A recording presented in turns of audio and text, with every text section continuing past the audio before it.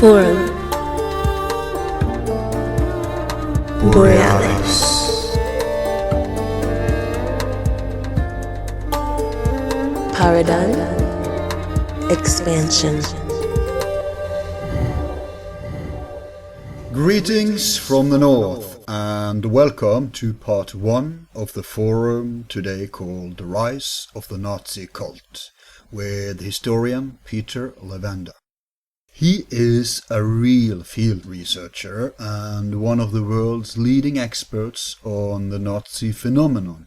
In the course of his 25 years of research, Levenda has traveled to more than 40 countries, gaining access to temples, prisons, military installations and government documents, interviewed historical persons, obtaining primary sources and making new discoveries.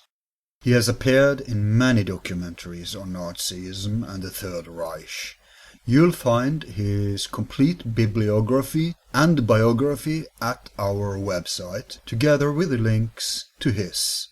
Among many different topics he's investigated is occultism, Nazism, as well as how they relate to each other. This is what we're going to discuss today, based upon 3 of his books on this fascinating subject. Welcome to the show, Peter. Thank you very much. Pleasure to be here. Yes, and it's very pleasure to have you. I have to say before we start that one of the things that is impressive on your authorship is that you're not just a run-of-the-mill armchair expert. You're actually a guy who goes out in the field and does something. Well, that's very kind of you. It's necessary, I think, to do that, especially in this day and age where it's just too easy to go through the internet and base an entire book on Wikipedia or something. So yeah, recirculate the info. So just if any listener here is not aware of it, Peter is famous for retrieving primary source material. Another thing that impresses me, I don't know if anyone has mentioned this to you before, but you are an exception in that you're not jumping to the usual conspiracy conclusion. When you see synchronicities, when you see coincidences, quote unquote, you do acknowledge them, but you keep an open mind. And correct me if I'm wrong, but my impression is that you do not necessarily think that it's some group of people who have total power over the world. No. I think that's part of the problem of some journalism today. We have a difficulty, I think, in differentiating between what is investigative journalism and what is conspiracy theory. Now, conspiracy theory is used as a pejorative to discredit people who are saying things you don't like, who are drawing your attention to things you'd rather not look at. So I find the term conspiracy theory is problematic. I do write about conspiracies. I mean, they do exist. In the United States, for instance, you can go to jail if you participate in a conspiracy to commit murder, a conspiracy to commit a crime is on the books as a legal definition. So it's not that conspiracies do not exist. They obviously exist. It's the extent to which we take the concept of conspiracy. And so, yes, you're entirely correct. I like to base my research on primary sources. I like to do my own investigation personally because I feel that gives me context for what I'm writing about, for what I'm researching. And I tend more to think of myself as an investigative author, you might say, an investigative historian, rather than a conspiracy theorist. And I'm not trying to denigrate other people who are conspiracy theorists, but they muddy the waters quite often. There are too many people who write about what they feel are conspiracies, which can be better explained in a different way. And we do have alternative models of explanation when there are dots that obviously have some correlation, but correlation is not always causation, and that's, I think, where many steer wrong. Yes, I agree, but I would make one more clarification on that. And that is when I write about things like, for instance, in my trilogy, Sinister Forces, what I'm writing about is the fact that, yes, correlation is not causation, but the correlations are fascinating in and of themselves. The correlations may point to a deeper web of connectivity between persons and events that don't necessarily imply conspiracy in the legal definition of the term, but maybe lead us to a different understanding of how reality works. Yes, this is actually a topic for its own show. I guess so. Yeah, more philosophical and very interesting. But today we've invited you on to help enlighten us on another topic that you are an expert on, and that is the Nazi phenomenon. I usually refer to it as the Nazi cult. And you are one of the researchers who've been in the forefront of that definition. So I think a good start would be if you could explain to us why we should define it as a cult, and also just in general how you see that this thought pattern emerged in the world back in the day. Sure. Well, yes, I've stated in Unholy Alliance and in many other places that the Nazi Party is not a political party the way we understand it. When it came to managing their economy, when it came to managing education, when it came to all the things that we expect politicians to be involved in, the Nazi Party was a mess. It was a bureaucratic nightmare. They didn't really focus on the things that the politicians focus upon. What they focused on instead were grander issues. I mean, the large cosmological design of the world was something that occupied their attention. The Nazi Party began in the days immediately after the end of the First World War, when Germany was defeated, of course, and defeated on many fronts. The war against Russia, of course, fell apart. The Tsar was overthrown by the Bolsheviks. The Bolsheviks then attempted to convince the Germans that they should overthrow their masters as well. Workers of the world unite and all of that.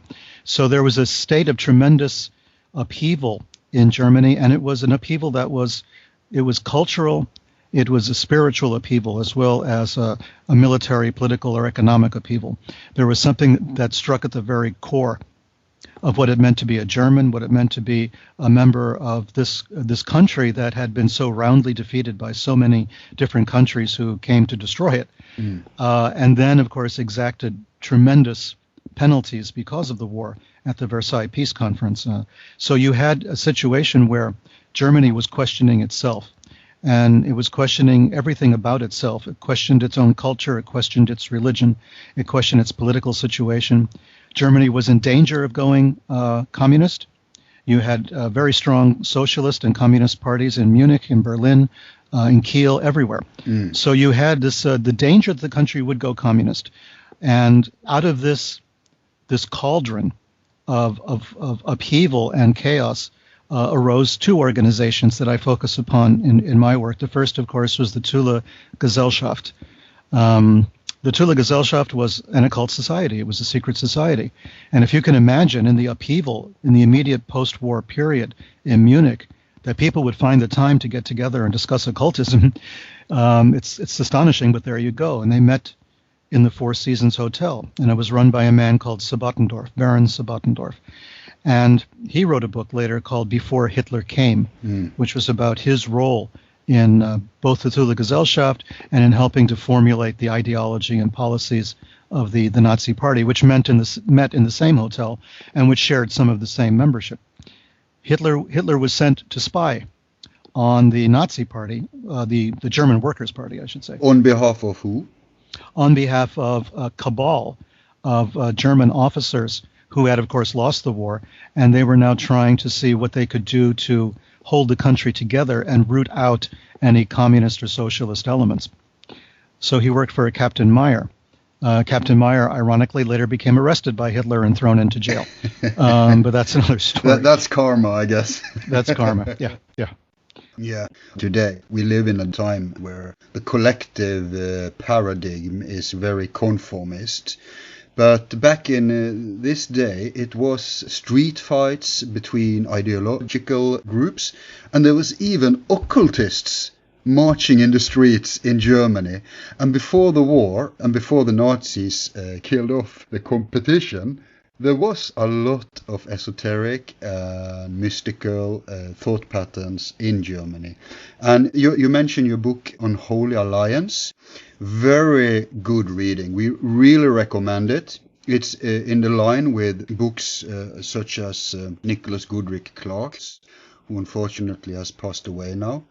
And it focuses on this aspect that we are dealing with now. Now, would you elaborate a little on these different strains? So who else would you say was influential? Well, there's two names that always come up. They come up in Dr. Goodrick-Clarke's books. I'm quite sad that he passed away so before his time, so young. He and I collaborated indirectly on a number of documentaries and things of that nature. So it was a very great loss to me. But two names come up, Guido von List and Lanz von Liebenfels. These are two of the major thinkers behind the growth of Nazi ideology. In fact, Lanz von Liebenfels was a direct connection to Adolf Hitler. Von Liebenfels had an operation he called the Order of New Templars. He was Austrian. He was based in Austria, not far from Linz, where Hitler was living at the time, where his mother died. And von Liebenfels had been a Catholic priest. He had studied foreign languages, Oriental languages, as they called it in those days. He was an expert in that, but somehow he ran afoul of the church, left it, and created his own mystical fraternity, the Order of the New Templars. There are photographs of von Liebenfels in a white tunic with a red cross emblazoned on it in the style of the Knights Templar. He had a magazine called O.T.O, and this magazine contained articles on occultism, esotericism of various kinds, but it was also very racially slanted. The magazine O.T.O talked about the differences in spirituality between different races. And of course, the Aryan race was superior, the Semitic race was inferior, and it contained cartoons depicting Jewish people in a very blatantly racist way, but mixed in with a lot of occultism. He was based in Vienna at the time when Hitler himself was living in an impoverished state in Vienna. He was applying to the Art Academy in Vienna. He was rejected several times. He was very disillusioned. This is before World War I had begun. And he was reading O.T.O cover to cover in those days. And he went and visited Lanz von Liebenfels in his office in Vienna to discuss with him some of the issues, some of the themes that he was writing about in his magazine. And von Liebenfels felt sorry for him, gave him some money, some car fare home, and a few free copies of the magazine. He recounted that in his own autobiographical testament. So we have a young Adolf Hitler who was very moved by Wagner and Wagnerian opera on the one hand, by the Ring cycle, which is very symbolic, heavily laden with symbolism, with a Christian veneer, but really going back to a pagan idea of the Grail and the Ring, and a sort of Tolkien-esque kind of a situation back in those days. Very moved by that and by occult symbolism. But as I point out in Unholy Alliance, I don't see Adolf Hitler actually joining a cult, putting on a robe or something and chanting incantations to various gods. I think he was interested philosophically. He was interested in improving the mind and perhaps expanding mental capability. And he started to surround himself with people who claimed they could do just that. People like Dietrich Eckart, the very famous poet and translator of Peer Gynt, for instance. Dietrich Eckart was a very famous character around Germany in the years just after World War I. He met Hitler at that time. He instructed Hitler in how he should talk, the kind of people he should connect with. Eckhart introduced him to industrialists and other people because he saw in Hitler the possibility of a charismatic leader. Hang on, did the connection between Hitler and the industrialists come via Eckhart? Eckhart was one of the major people, yes. Interesting. He had very good connections in society. Eckhart was well known in society where Hitler was not. Hitler was awkward. He was socially awkward. He had a difficult time with small talk. This was not Hitler's forte. Hitler made speeches. He didn't actually hang out and talk and chat about the weather. This was not Hitler. This was not his personality from day one. So this was not possible. Eckhart, however, was a very social animal. Eckhart was a drug addict as well. Eckhart had a lot of popularity because of his writing, his literature. His plays were being performed on stage in Germany. He was a popular guy, and he was the one who was able to introduce Hitler to a wide range of industrialists and bankers, people who were admirers of Eckhart. It was through Eckhart, for instance, that Hitler became in contact with Henry Ford in the United States. And Henry Ford began to finance the Nazi Party in the days even before the Beer Hall Putsch of 1923. So we're talking about financing Hitler from a very, very early time, and that was through Dietrich Eckart. I believe Hitler is on the record having said that he admires Henry Ford for his anti-Semitism, I guess. Yes. Well, he gave Henry Ford the highest possible award that Germany, Nazi Germany, would give to a foreigner. Henry Ford and Benito Mussolini in the same year won the same award, given by Hitler at the Brown House in Munich. So we're talking about a man who was considered one of the saviors of the Nazi Party in the early days when they had no money, when they were trying to pull themselves together and create a political party. Henry Ford, financially at any rate, was one of the powers behind the Beer Hall Putsch. So Hitler's attempt to take over the government was financed in part by people like Henry Ford.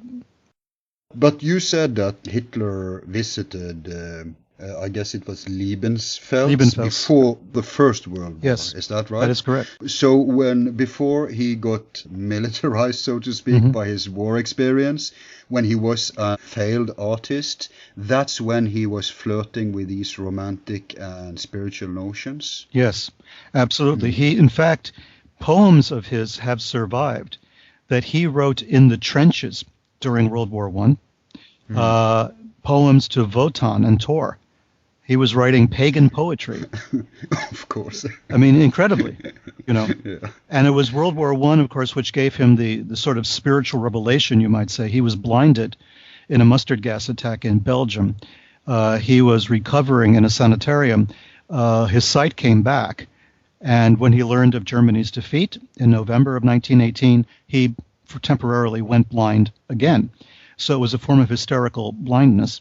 Wow. And it was that which gave him, which sort of solidified, as you might say, militarized him, where he suddenly became almost vicious in his hatred of what he believed was the betrayal of Germany by other people. It could not have been the fault of the soldiers. It could not have been the fault of the generals. It had to be someone else's fault.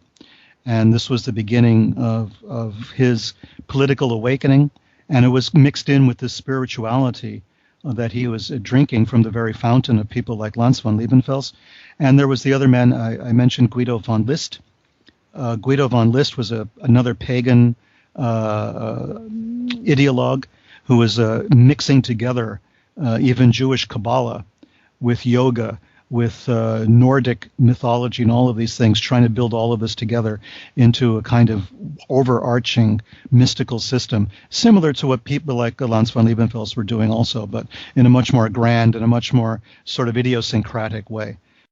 Could we say that Hitler's quote-unquote spirituality was more concerned about these mythical, national romance, grandeur concepts, and not so hands-on practical as joining a lodge, dressing up in funny clothes, invoking No, of course. pagan gods? Yes, I mean, I assert that he never actually joined an occult order. I mean, I know there have been books that have suggested that or speculated upon it, but that's to miss Hitler's personality and miss what Hitler was all about.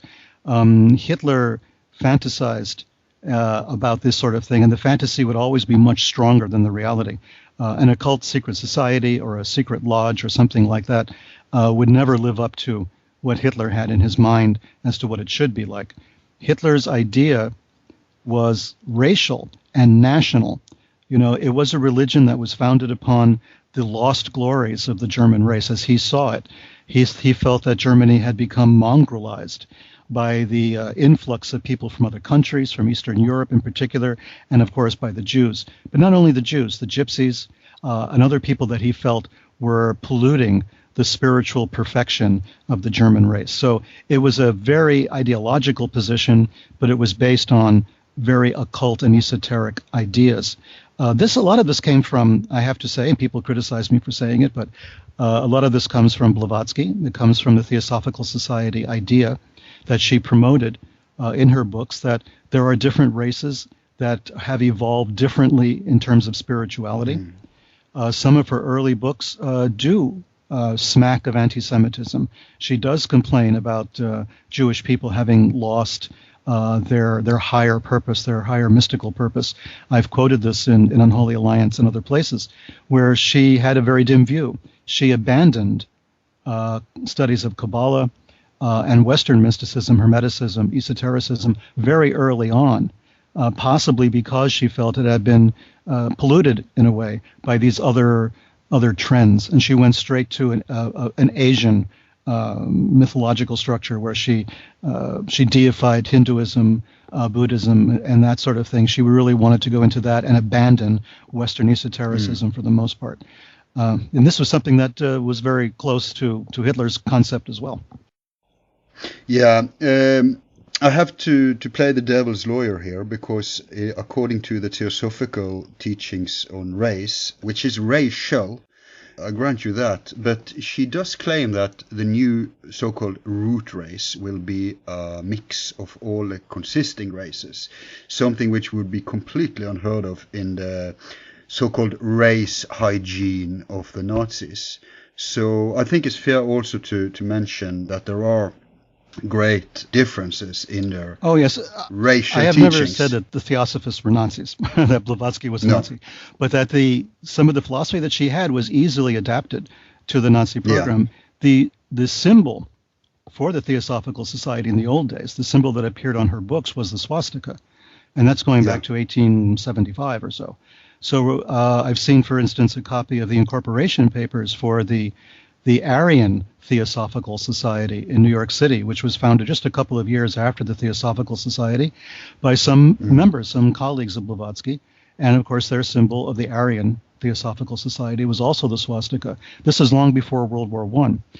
You think that's where they got it from? Well, she popularized it, absolutely. This was the symbol of the race, of the Aryan race. This was what she was promoting. So this was embraced by people in Germany that I think, at this time, at the late 19th century, when all this was happening, there was a tremendous upheaval in Christianity due to Darwinism and due to theories of evolution. So there were people who saw in Blavatsky a way to have your cake and eat it too. Blavatsky was saying, yes, there is evolution, but it's also a spiritual evolution. And these ideas then become mixed. There's racial evolution, spiritual evolution. And it dovetails so well with the Übermensch of Nietzsche. Oh, yeah, sure. And with eugenics, right? With the eugenics program, which was very popular in the United States. I mean, eugenics was a very popular science, if you want to call it that, in those days. Laws against miscegenation, as they called it, laws forbidding marriage between white people and people of other races were on the books in many states in the United States, even as late as the 1970s. So you see that there was this idea that by mixing the races, you did something dangerous. You polluted the gene pool somehow. You created monsters if you had done this. And the Germans did not invent this on their own. This was part of the zeitgeist, you might say, that everybody was talking about. Everybody was kind of thinking that this was true. And as you say, this thinking dovetails perfectly with the kind of spirituality, the sort of quasi-scientific approach to spirituality that people like Blavatsky represented. When Theosophy was launched, it was a kind of I would say maybe a spiritual reformation, and a lot of Europeans were members of Theosophy, and it would be unavoidable that such a large movement also had Nazi sympathizers. But then something happened in Europe. a lot of people wanted to form their own groups, and the Nazis were no exceptions. And so all these groups you were mentioning, the New Templar Order, the Two-Leg Gesellschaft. But could you bring some more light to the anti-Semitism that Hitler was affected by in his environment and that he adopted so eagerly? Where did that come from? And Hitler himself wasn't always an anti-Semite, as I understand it, because he had a Jewish friend in his young age. So how do you see this becoming such a main part of this ideology, this cult? Well, it seems counterintuitive to think that Hitler had a Jewish friend and at the same time was anti-Semitic. But I would remind you about our own American President Richard Nixon. Richard Nixon, one of his closest advisors, of course, as everyone knows, was Henry Kissinger, a European Jew. And you would think that on the basis of that, Nixon was not anti-Semitic. And then if you listen to the recently declassified Oval Office tapes of Nixon talking about Jews, it's terrible. It is the worst anti-Semitism you might hear. He distrusted anti-Semites in government, anti-Semites in the media, and everything else. He was basically. You mean he distrusted Semites? And yes, he distrusted Jews. Yeah, it was Jews. His focus was Jews. He used terms for Jews that I won't repeat. And he wanted to make sure that no Jews got into the White House, that no Jews were, responsible. He wanted to ban Jewish media. He felt that maybe New York City should be invaded because it was so Jewish. I mean, all of these things are in the tapes. Yes, I'm not exaggerating. No. Yeah. I know. It's incredible. It's crazy. So here's Hitler with a Jewish friend. That doesn't mean very much to me in the light of Nixon. He gives an excellent example as to how you can have a Jewish friend and be very anti-Semitic. But I think that a couple of things happened. Number one, anti-Semitism was pretty much endemic into the European population in those days. I mean, Jews lived apart. They lived, the Eastern European Jews in particular. German Jews sort of assimilated. It was a little different. But when you talked about Eastern European Jews, they lived in what they called ghettos. They were living apart. The laws in Europe were such that they were forbidden to be involved in certain businesses. They were not allowed to live in certain areas.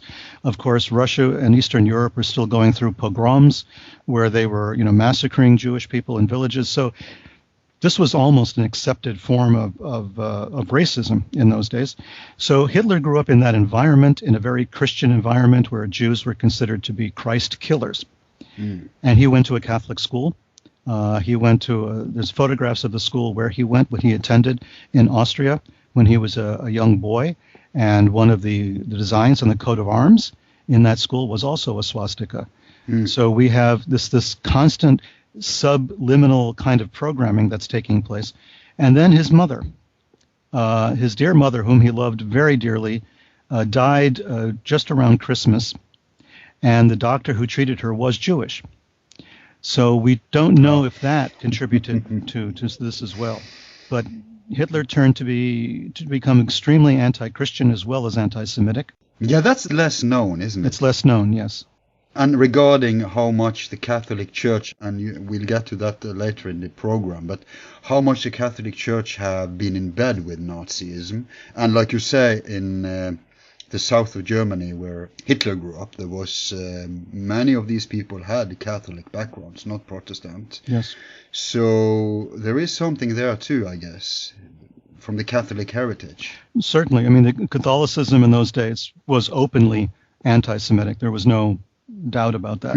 You can read even today some of the speeches that were made by Catholic prelates in the 1930s before the war actually started, but as Hitler was coming to power, their sort of apologies for anti-Semitism.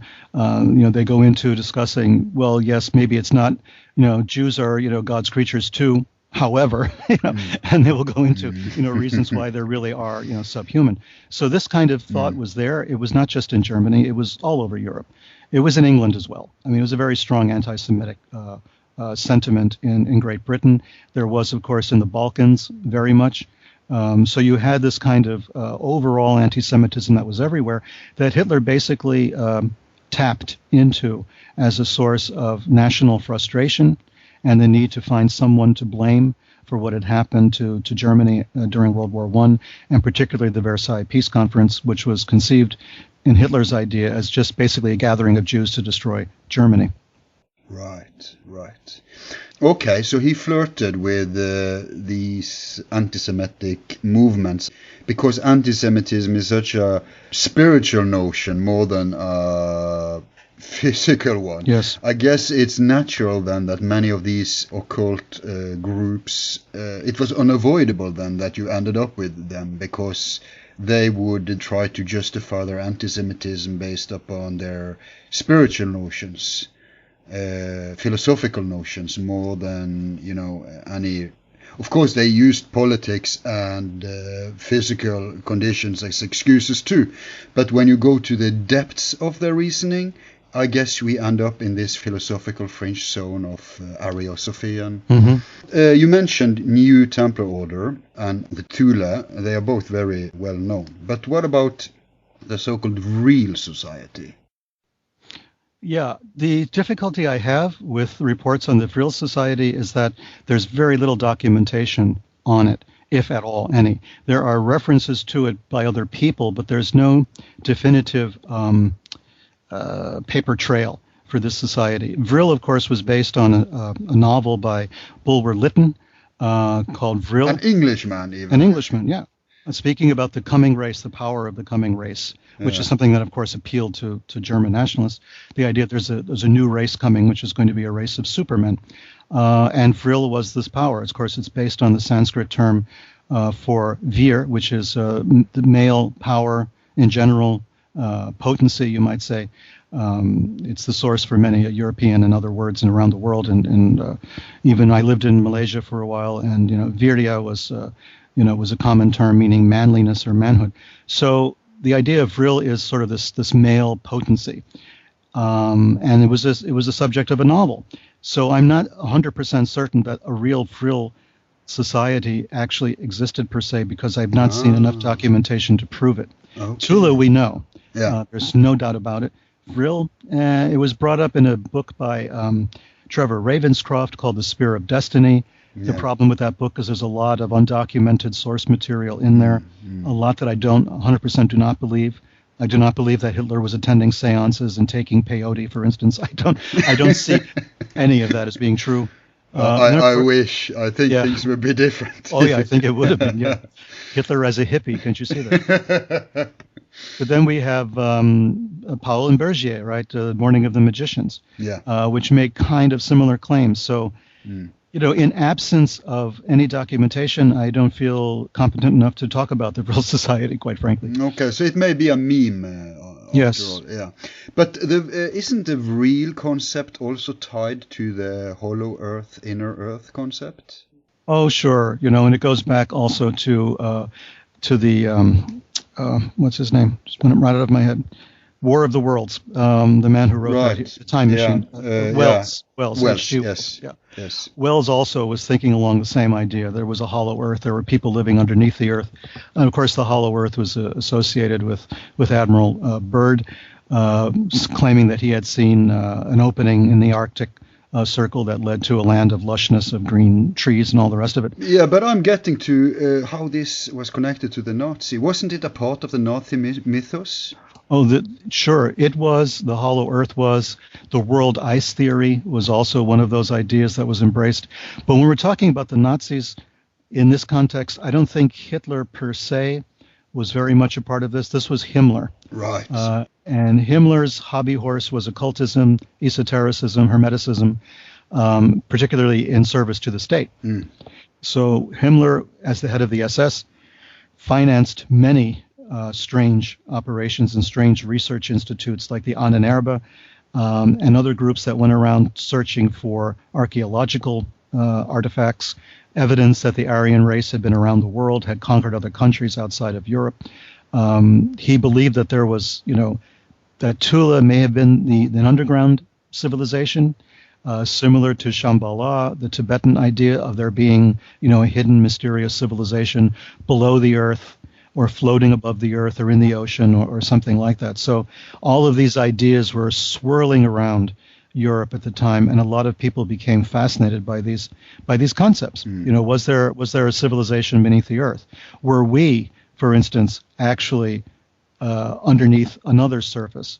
Were the stars, according to one theory promoted by Himmler, were the stars that we saw in the sky actually pinpoints, breaks in a kind of surface material, through which light was shining? Yes, because for many people, the hollow earth is, a huge lot to swallow in itself. But they had a reversed hollow earth theory, didn't they? Yes. That we actually live in the hollow earth. Right. And so one of the experiments that Himmler was trying he conceived of, was that since we are in a hollow earth, according to Himmler, we should be able to bounce a radar signal off of the surface and then find, enemy warships on the other side of the world, because we could bounce a signal off of this supposed surface above us, since we're inside another sphere. We'll bounce the signal off of that sphere and detect warships in other parts of the world. I mean, he actually believed it to that extent that they ran these experiments. Huh.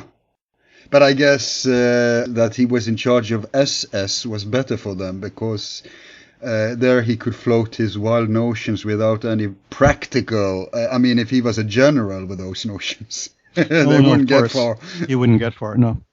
Of all these Nazi leaders then, you'd point to Himmler as more spiritual, occult inclined than Hitler, maybe more practical man. But who else do we have in the Nazi leadership who you would define as more philosophical inclined? Well, Rudolf Hess, of course. Yes. Rudolf Hess was Hitler's number 2 man. He was the number 2 man in Germany, his right-hand man, up until his flight to England in May of 1940. But prior to that, Hess was a man who had been born in Alexandria in Egypt. He had flirted with Freemasonry.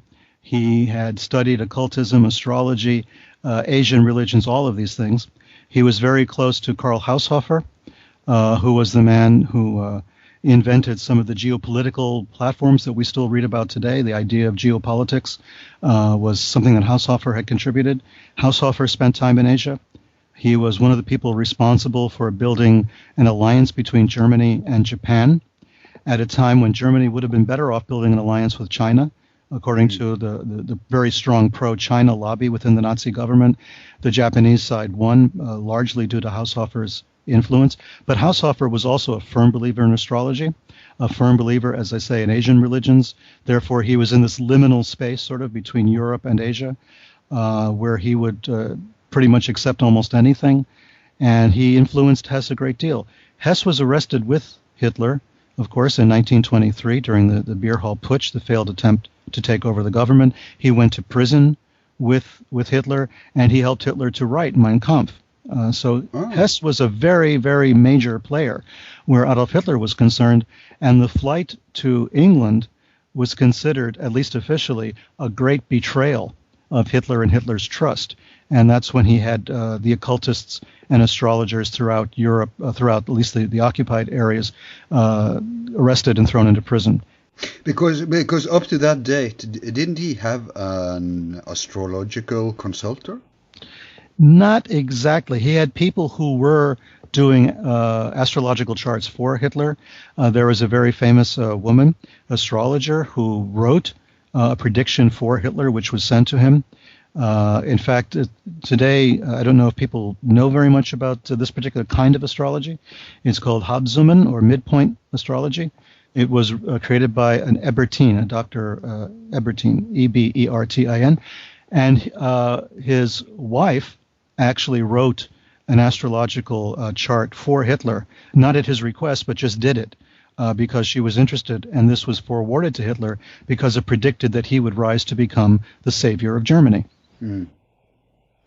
But this isn't Savitri Devi, is it? No. Savitri Devi is a whole other story. Savitri Devi was not a major player in Nazi Germany at the time of the war, but she was a very strong player in the neo-Nazi movement, you might want to say, or the Odessa movement after the war. Oh, so she came later. She came a bit later. I mean, she lived during that time, but she was crushed when Germany was defeated. She lived in India at the time this was going on. Oh, right. She had adopted a lot of Indian culture. She was studying Indian religion, and at the same time formed a bridge between the Indian nationalist movement and Nazi Germany. She was one of those people who was sort of a follower of Subhash Chandra Bose, who was a famous Indian nationalist leader who wound up in Berlin during the war because he saw in Hitler the sign of an avatar of the great Kalki, who was going to usher in the end of the Kali Yuga, the end of the age that we're living in, and wipe the earth clean of all the polluting factors and create a new age. So she was sort of that opinion. She was a follower of that type of theology, you might say. And after the war, she became very prominent in Nazi circles and in the underground. Since we're into female influences here, what about Maria Orsic? Yeah, there's been a bit about Maria Orsic lately. She's been the focus of some new studies just in the last few years. Maria Orsic, yes, is one of those people who was an influence, but then you have others who might have been even closer. There was a woman who worked, and whose name escapes me at the moment, it may come back to me. She was involved with a German secret society called the O.T.O, the Ordo Templi Orientis. Right. Which was initially a German organization founded by a Theodor Reuss and a Karl Kellner. They were mystics. They were sort of Masonic, a kind of quasi-Masonic organization. And the people who belonged to that organization included men and women. When Aleister Crowley, the very famous English magician, became involved with the O.T.O and essentially took it over, there were those within the Ordo Templi Orientis who felt that Hitler's message would be embraced by Adolf Hitler, and they tried to form an alliance between Crowley in England and Hitler in Germany. So there were interfaith, there were go-betweens. One of them was a woman in the O.T.O who was very taken with Crowley and at the same time very taken with Hitler, who was trying to form an alliance between the two. Yeah, I too have forgotten her name, but I know of whom you speak. But do we have any evidence that Hitler even knew who Crowley was? Well, it's tenuous at best. What we do know is that Crowley's biographer, J.F.C. Fuller, a captain in the British Army, was a friend of Hitler, attended Hitler's 50th birthday party. He had written a biography of Crowley, which won him some kind of a prize or an award from Crowley. And we know that Fuller loved Crowley on the one hand, loved Hitler on the other, and was a close confidant of Hitler. It's assumed that somehow Fuller managed to give Hitler a copy of Crowley's scripture, the Book of the Law. I know that the lady we were referring to in the O.T.O was also attempting or claimed that she had given a copy of the Book of the Law to Adolf Hitler. So this gestalt was there. I mean, there were Crowleyan people who were thinking that maybe Hitler was a kind of Crowleyan high priest in a sense, or kind of a messiah for a new age, which is how many people did refer to him. So Crowley himself, of course, had very mixed feelings. And on the one hand, he was sort of flattered with the idea that maybe Hitler was reading him or was aware of him. Typical Crowley. Typical Crowley. Yeah. But on the other hand, he eventually had to realize that, this was probably not a good idea for England, except that there were, he treated this humorously when the Blitz was taking place and bombs were raining all over London. Crowley had a relative he particularly disliked and tried to send a message to Hitler to give him the exact address, so the next time the bombs dropped, they would meet their target. So there was a lot of this going on with Crowley. You can't take anything that seriously, No, and I get the vibe from him that he's more into chaos, anarchy, and that sure.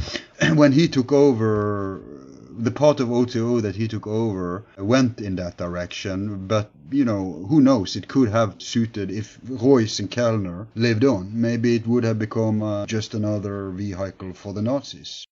Well, except that, if Hess had not flown to England, this might have been different. But Karl Germer, who eventually came to the United States after the war, a very high-ranking member of the O.T.O, was thrown in the concentration camps by the Nazis. The O.T.O was proscribed by the Nazis. I published that list in Unholy Alliance. All these various secret societies were put on a list of illegal societies. Freemasons, of course, being foremost among them. But the O.T.O was definitely on the list, along with a lot of other organizations of that nature. Rosicrucian societies, all that sort of thing. All these people found themselves on the list of groups that you could not belong to. In fact, people don't perhaps know, but the very first job that Adolf Eichmann had with the SS was being in charge of the Freemasonry Bureau within the SS. He was in charge of a Masonic museum and also of collecting as much Masonic information as possible from the lodges that were confiscated. So he built up an archive of members. If you were a third-degree Mason, you were subject to immediate arrest and put into a camp. The first and second degrees, you would lose you might lose your job, you might lose a lot of benefits. But if you were a third-degree Mason, if you had attained the highest rank in regular Blue Lodge Masonry, you were then thrown into the camps. So how much more so the O.T.O and other organizations like that, they were all arrested. Leaders of those organizations were arrested, thrown in the camps, along with Jehovah's Witnesses and a lot of other organizations the Nazis felt were anti-nationalist.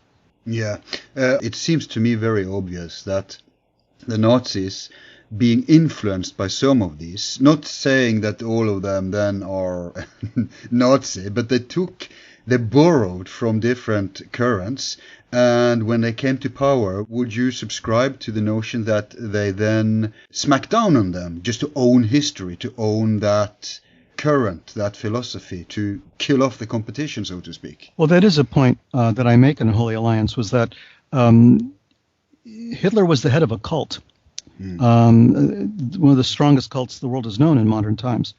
And he could not tolerate the existence of other cults within his cultus.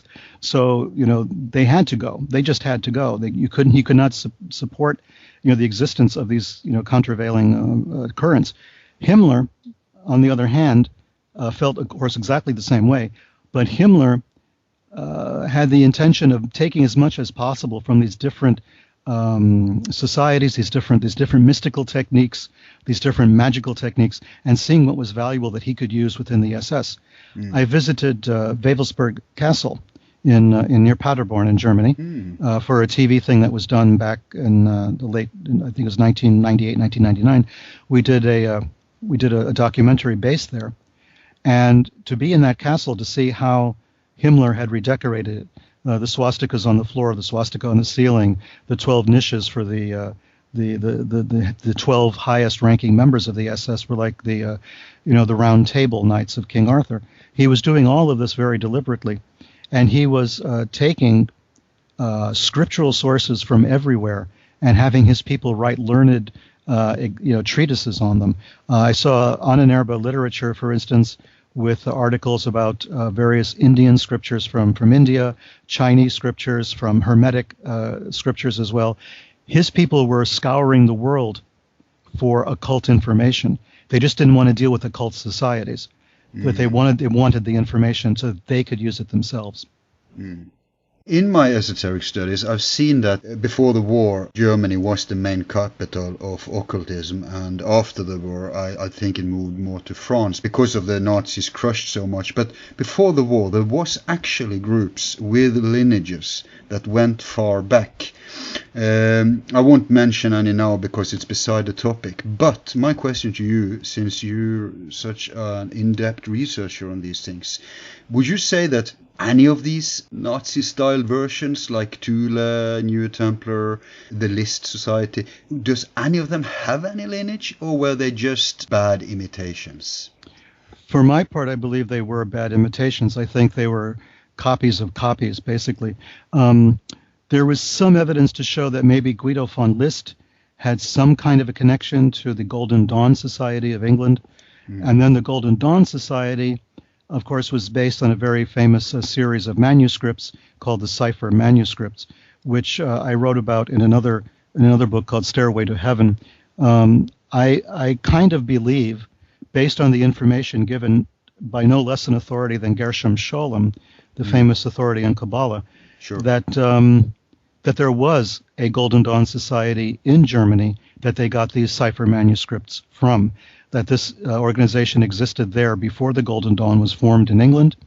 Scholem points out that he knew where this building was of this Golden Dawn Society in England. In Frankfurt, wasn't it? I believe it was in Frankfurt, yes. Yeah. It was a similar name to Golden Dawn, but a German version of it. And that organization had earlier ties to Rosicrucian societies, Rosicrucian-style societies of the 18th century in Germany, Austria, and in Eastern Europe, maybe even connected to the Sabbatean heresy, you might say, a Jewish leader, a messianic leader who was trying to combine both Christianity and Judaism in one religion. He claimed himself to be the Messiah of it. There were many kinds of occult societies that grew up around that. Was this Jakob Frank? No, Jakob Frank came just after. Oh, okay. Jakob Frank was the second. Shabtai Tzvi was the first one who created Sabbateanism, and then after him was Jakob Frank. Jakob Frank was the Aleister Crowley of his day. Well put. Well, he believed in, the open sexuality, the sexuality plus mysticism and occultism. Yeah. He had different wives, and he wanted to combine Christianity, Judaism, and Islam all together as one religion, with him as the head of it. And a lot of secret societies grew up around Jakob Frank and Frankism. And I write about that in Stairway to Heaven. In Stairway to Heaven, that's a book people should take notice of then if they're interested in this esoteric aspect that we're talking about. But was he the guy who came out of the Ottoman Empire? Frank or?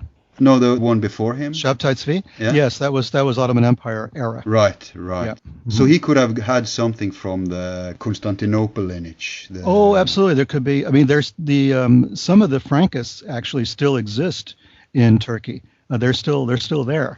They're still trying to promote this concept very quietly, and many of them have converted to Islam, but it's kind of a surface conversion because they're still holding certain antinomian ideas. But yeah, there was a definite influx of thought from that part of the world into what Shabtai Tzvi was doing, and there may have included some Sufi material, some dervish type material as well.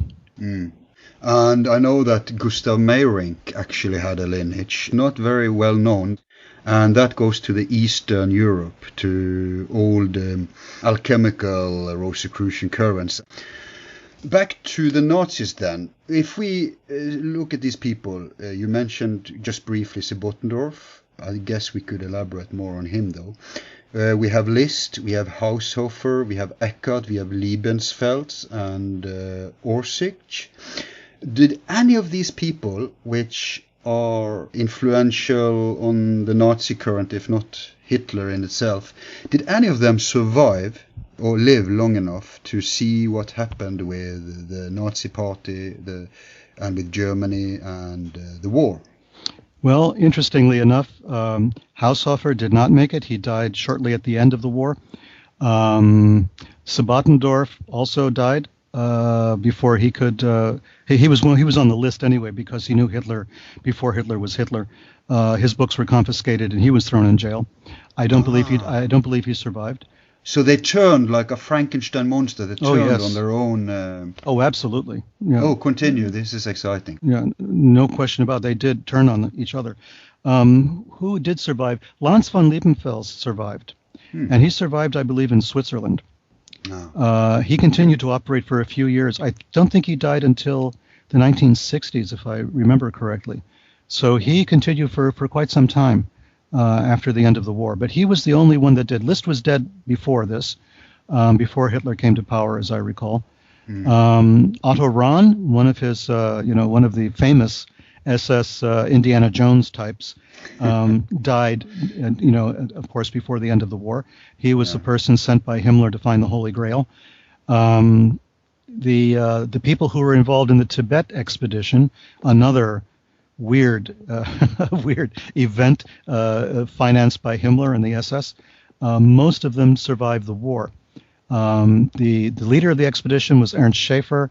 He went to Tibet, visited the Panchen Lama, took back a lot of documentation, took back the Kanjur, which is the Tibetan scriptures, all 108 volumes of it, back to Germany. Is this the guy the film is based upon, 7 Years in Tibet? That's another one. We can get to him too. Oh, okay. There's a lot of these guys. It's a whole rogues gallery. But in terms of Schaefer and his group, they actually, in 1938, went to Tibet. It was a big deal. I have clippings from the German newspapers of the time. In German, it says the first white men to visit Lhasa, which is not exactly true, but it seemed pretty true at the time. They were there in 1938. The film footage still exists of the film that they made when they were there. But these were people working for Himmler and for the Ahnenerbe SS, the Ancestral Heritage Research Division of the SS, which was where all the occultists hung out. This was their bailiwick, you might say, to use an obscure term. But anyway, all of these occultists were there. Ernst Schaefer was an anthropologist and an ethnographer, sort of. He was part of this. He was the leader of the expedition. I have his SS dossier. He had to get permission from Himmler to marry because they had to do a racial background on his potential wife, et cetera, et cetera. So he was a very dyed-in-the-wool Nazi. He survived the war. Bruno Beger, who was the anthropologist with him on this mission, one of, I think, 4 or 5 people altogether. Bruno Beger survived the war, even though he was responsible for war crimes. He had personally overseen the murder of 80 inmates of a concentration camp because he wanted their skeletal material for a museum. And here's a man who went to Tibet, sat at the feet of the lamas. This is the thing that I have a very hard time understanding. He went to Tibet at the time when no one could go there. It was a very, privileged position to be in. Saw, he didn't see the Dalai Lama, who was only a child at this time, but he saw the Panchen Lama, the number 2. He was at Lhasa. There are photographs taken in Lhasa in this very supposedly very spiritual place, right? The way the Western media anyway has portrayed it. And with all of this effect, he comes back to Germany and commits mass murder. He survives the war, does not go to prison for this, lives out the rest of his days. He died only a few years ago. And he continued to write about his time in Tibet. He thought of it very fondly. He had photographs taken with the Dalai Lama maybe 20 years ago or so. A very strange story. But as far as everyone else that we've talked about, I believe they all died right around the end of the war. Haushofer's son was killed by the Gestapo. I think it was in April of 1945, just at the end. I think Karl Haushofer and his wife both committed suicide in the Japanese fashion, seppuku, at the end of the war. Sabatendorf died. Guido von List was already dead. I think the only one who really did survive out of that whole group would have been Lanz von Liebenfels. Did any of them, or he then, if he was the only one, turn away from, take space between him and Nazism? Lanz von Liebenfels did not. No, there was not a lot of light between him and the Nazi Party, even after the war. He was kind of proud of maybe the influence he had over Hitler at the time. He made certain, general pronouncements that were politically correct about how terrible everything was, but he continued to operate and to promulgate his theories about spirituality and race and occultism and all the rest of it. He was sort of unregenerate, and I think that I've met in my lifetime here and there people who had been Nazis during the war, who, in my estimation, still were, and their reaction was pretty much the same. They understood that people looked down upon them as being vile, but at the same time they were not apologetic about it, and in some cases almost angrily defensive about what they had done during the war. So I think Lanz von Liebenfels sort of fit into the same mold. I guess once a true believer, always a true believer. Well, that's the point of all of my books on the Nazis. We must understand that these were true believers. This was a cult. Losing the war in World War II in May of 1945, it was a defeat for Germany, the country. It was a defeat for the Wehrmacht, the German army. But the SS and the Nazis themselves did not consider it a defeat. It was just an obstacle. They just simply moved their theater of operations to the Middle East, to South America, to Asia, to different places, and to North America. But they did not accept defeat. They were true believers.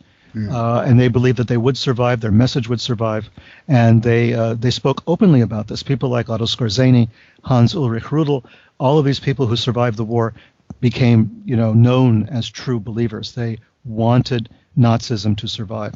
And they lay the foundation of a very bad heritage, of which we will get into more in part 2. I think this is a good point for a break. And when we get back in part 2, I'll have some more in-depth questions for you, considering some of the stuff we talked about. Sure. And we'll go even deeper into some other stuff that we have on the agenda. Okay. All of our files are free and will remain free. If you like the show, you can show support by donating $1 to help with expenses. Just use the PayPal link on our website, YouTube channel, or Facebook page. Thanks.